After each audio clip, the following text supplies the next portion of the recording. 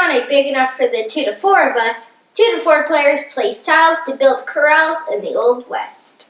This game was provided to us by David Minkin, aka Connect More. Put the claim office in the middle and shuffle the rest of the tiles. Put them face down and have each player choose a brand. Place a tile however you choose, but the sides must touch. Your goal is to finish a corral that has more of your brands than everyone else's. Easy, right? Whoa, partner. It's not as simple as it sounds. The player with the most brands scores points equal to the next highest number of brands. For example, if there are 4 pinks, 3 greens, and 2 blues, pink will score 3 points, green will score 2 points, and blue and yellow will score no points. Finished corrals with silver bars allows the player who closed that corral to relocate another tile with an unfinished corral. The game ends once the last tile is played. The player with the most points wins. Place tiles and aim for the most, but not the only, brands in a corral. That's This Town Ain't Big Enough for the 2 to 4 of us. This Town Ain't Big Enough for the 2 to 4 of us takes about as long to play as it takes to say. Even if teaching new players, games should finish within 20 minutes. The envelope can fit in your pocket, so you can take this anywhere. Even though it's a tile placement game, it's surprisingly small, meaning it could be played at some restaurants and at school or work. There's no rating, and you really only need to know a few symbols and 4 colors in order to play. I was playing games more complicated than this at 5. School-aged kids will handle this easily. When we taught Grandma, she kept giving Mom points. After her second turn, we were like, "You know you're yellow, not green, right?" She looked and was like, "Oh, I am." Then she gave Mom more points. We had to remind her around 10 times. Mom crushed us that game.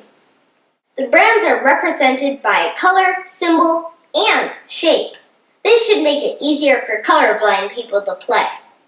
Because we travel a lot, I love discovering games that can be easily packed. This is so small, it can go in your carry-on so you can play at the airport during long layovers.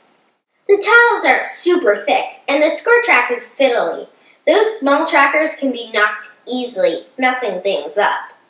Maybe from now on we'll use poker chips or those awesome Roxley clays to track score. The expansions add more decisions, but you can only place one of the 3 tokens per turn.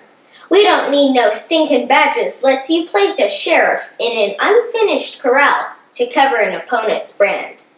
Hired Guns lets you place a rustler in an unfinished corral, giving you an extra brand. Miner 49er gives you a miner token that scores a point right away when placed in an unfinished corral. Once the corral is closed, the player with the most brands collects all the miner tokens there and can use them later. If there's a silver bar in the corral with a player's miner token, that player gets to move the tile. Pretty cool.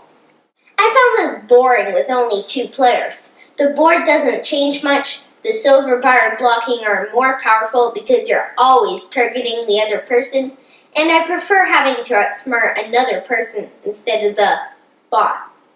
Then again, things are changing too much with 4 players, and the game ends before anything really happens. If one player leapt into a tile that scored them a bunch of points, you might have no chance of catching up. I prefer This Town Ain't Big Enough for the 2 to 4 of us over King Domino and a Game of Thrones Hand of the King.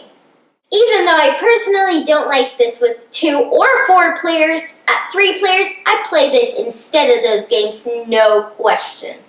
It has a lot of luck, but it's very quick. If you enjoy tile placement with a whole lot of nastiness, track this one down.